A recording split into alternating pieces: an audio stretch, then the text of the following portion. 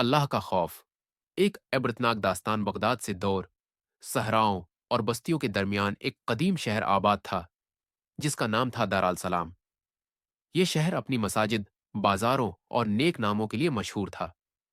لوگ یہاں دور دراز سے علم و عبادت کے لیے آتے اور یہاں کے نیک لوگوں کے قصے دور دور تک مشہور تھے۔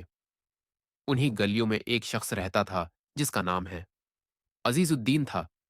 ہر کوئی اسے اللہ والا کہتا، کوئی اسے فقیر نواز سمجھتا، کوئی سخی تو کوئی صوفی۔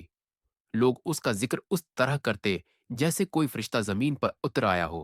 عزیز ہے دین کی ظاہری حالت ایسی تھی کہ ہر دیکھنے والا متاثر ہوئے بغیر نہ رہتا۔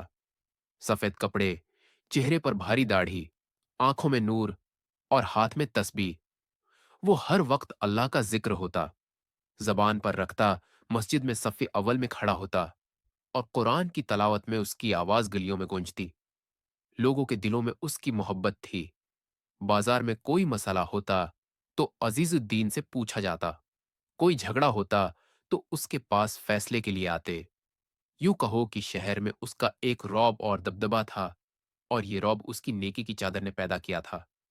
لیکن افسوس، اللہ کے ہاں رعب لباس اور زبان کا نہیں، دل کا حساب ہوتا ہے۔ عزیز الدین کی نیکی ایک پردہ تھی جس کے پیچھے دنیا کی محبت، دولت کا لالچ اور دکھاوے کا گناہ چھپا تھا۔ اس کی تسبیح، اس کی دعا، اس کا ذکر سب ریاکاری کے لیے تھا۔ وہ نمازیں تو پڑھتا، مگر اس کا دل اللہ سے خالی تھا۔ اس کے دل میں اللہ کا خوف نہیں، لوگوں کا ڈر اور عزت کا لالچ تھا۔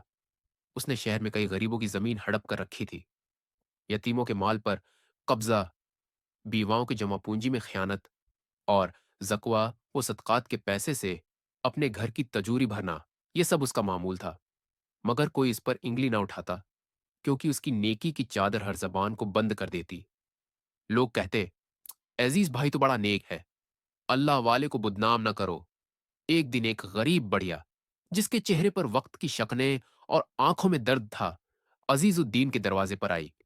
بیٹا عزیز، میرے بیٹے نے تمہارے کہنے پر زمین بیچی۔ تم نے وعدہ کیا تھا کہ رقم دو گے، مگر 2 مہینے ہو گئے، تم نے کچھ نہ دیا۔ ہمارے گھر فاقہ ہے، اللہ کے واسطے میرا حق دے دو۔ عزیز الدین نے نرمی سے نہیں بلکہ سرد لہجے میں جواب دیا، بڑھیا قانون کے مطابق سب کچھ ہو چکا، میرے پاس کاغذ ہیں، جاؤ عدالت میں۔ اور سنو، زیادہ شور مچایا تو کسی کو کچھ نہ ملے گا۔ بڑھیا رونے لگی، اللہ کا خوف کرو، ہم غریبوں کا حق نہ مارو، اللہ کی لاٹھی بے آواز ہے۔ عزیز ہنسا، جاؤ اللہ سے مانگو، جو ہوتا ہے وہی ہوگا، یہاں کچھ نہیں ملے گا۔ بڑھیا لوٹ گئی، مگر جاتے جاتے وہ بولی، عزیز، ایک دن تمہیں اللہ کے دربار میں جانا ہے، جہاں نہ تسبیح چلے گی نہ داڑھی، صرف انصاف ہوگا۔ میں تمہیں بددعا دیتی ہوں کہ اللہ تمہیں وہ دن دکھائے جب تم بے بس ہو جاؤ۔ عزیز نے یہ سنا، دل میں ایک کانٹا چبھا، مگر اس نے اسے جھٹک دیا۔ بڑھیا پاگل ہو گئی ہے، میں نیک ہوں، مجھے اللہ کا خوف ہے۔ مگر دل کی گہرائی سے وہ جانتا تھا کہ اللہ کا خوف صرف زبان پر ہے، دل پر نہیں۔ رات آئی، عزیز اپنے نرم بستر پر سویا۔ دنیا کی دولت سرہانے تھی، مگر نیند کو جیسے پر لگ گئے۔ آنکھ بند ہوئی اور ایک خواب نے روح تک ہلا دی۔ ایک فرشتہ، جس کے چہرے سے نور نہیں بلکہ قہر برس رہا تھا، سامنے آیا، ہاتھ میں شالے اور آنکھوں میں غضب۔ اس نے عزیز کی طرف انگلی اٹھائی، عزیز الدین، تو نے اللہ کے نام پر دنیا کمائی، غریبوں کا حق مارا اور خود کو نیک سمجھا، اب اللہ کا قہر تجھ پر نازل ہوگا، تیاری کر، تیری آزمائش کا وقت آ چکا ہے۔ عزیز نے لرزتے ہوئے کہا، میں تو نمازی ہوں، صدقہ دیتا ہوں، لوگوں کا ہمدرد ہوں۔ فرشتے کی آواز گونجی، سب جھوٹ، اللہ دلوں کو جانتا ہے، جاگ جا، ورنہ تیرا وقت ختم ہو جائے گا۔ عزیز چیخ کر اٹھا، دل دھڑک رہا تھا، پسینے میں شرابور تھا۔ اذان کی آواز سنی، مگر اس کی دل پر ایسی لگی جیسے بجلی گری ہو۔ صبح ہوئی، عزیز مسجد گیا، مگر آج چہرے پر نور نہیں، خوف تھا۔ اس نے لوگوں کے سلام کا جواب بھی بے دلی سے دیا۔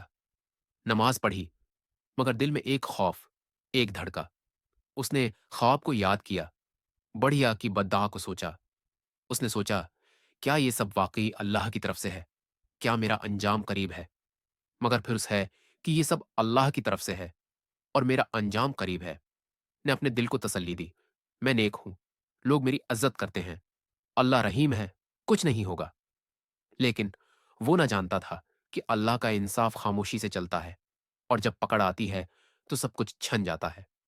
رات کے خواب کے بعد عزیز الدین کی زندگی میں کچھ بدلا نہیں۔ زبان پر تسبیح، دل میں دنیا اور اعمال میں ریاکاری جاری ہے رہی۔ البتہ خواب نے دل میں ایک خوف کی چنگاری جلا دی تھی، مگر شیطان نے اس چنگاری کو بجھا دیا۔ عزیز خود سے کہتا، میں نے کیا برا کیا؟ میں نیکی کا کام کرتا ہوں، لوگوں کو اللہ کا راستہ دکھاتا ہوں۔ خواب آتے رہتے ہیں، یہ تو معمول کی بات ہے، مگر جو ہونا تھا وہ ہو کر رہا۔ ایک دن عزیز کے گھر میں ایک خبر آئی، بازار میں آگ لگ گئی، تمہاری تمام دکانیں جل گئیں۔ عزیز دوڑا، دیکھا کہ کئی دکانیں خاکستر تھیں، مگر صرف اس کی دکانیں پوری طرح جلی تھیں۔ اس نے آسمان کی طرف دیکھا، یا اللہ یہ کیا میرے ساتھ ہی کیوں؟ ایک بزرگ پاس کھڑے بولے، اللہ کا عذاب خاموش آتا ہے۔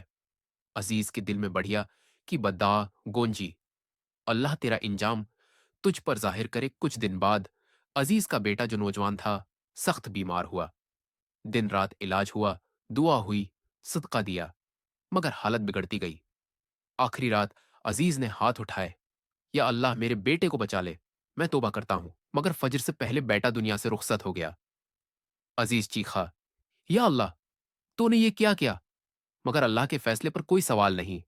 اب عزیز کے دل پر قفل کھلا، مال گیا، اولاد گئی، مگر سب سے قیمتی چیز خزمیر بار جاگ گیا۔ اس نے لوگوں کے حقوق لوٹائے، بڑیا کا حق دیا، یتیموں کی زمین واپس کی، اپنی تجوری خالی کی، مسجد میں بیٹھ کر رونے لگا۔ یا اللہ میں نے ظلم کیا، تیری مخلوق کا حق مارا، میں اب نیکی دکھاوے کے لیے نہیں، تیری رضا کے لیے چاہتا ہوں، مجھے معاف کر دے۔ عزیز کی آنکھوں سے آنسو بہتے رہے، رات اللہ سے معافی مانگتا رہا۔ دنیا نے اسے بھولا دیا، مگر اللہ نے اسے اپنا بنا لیا۔ کچھ دن بعد عزیز کو سخت بخار ہوا۔ آخری وقت میں اس نے کلمہ پڑھا، یا اللہ مجھے اپنے حضور قبول فرما۔ اس کی روح پر سکون ہو گئی اور قبر میں نور نازل ہوا۔ اللہ کا خوف زبان پر نہیں، دل میں ہونا چاہیے۔ ریاکاری دنیا کو دھوکہ دیتی ہے، مگر اللہ دلوں کو جانتا ہے۔ نیکی کے پردے میں چھپے گناہ آخر کار بے نقاب ہوتے ہیں، مگر اللہ توبہ قبول کرنے والا ہے۔